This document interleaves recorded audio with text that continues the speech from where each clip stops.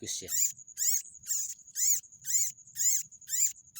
biasa dicari oleh pemburu tikus ya.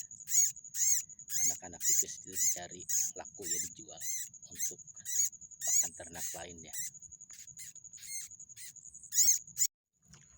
Karena petakannya diairi ya, kebanjiran, jadi anak tikusnya diangkut ke galengan.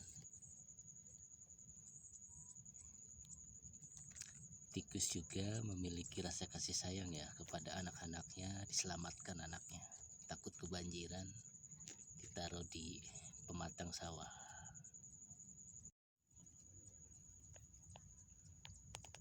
Sedang ngairin di sawah.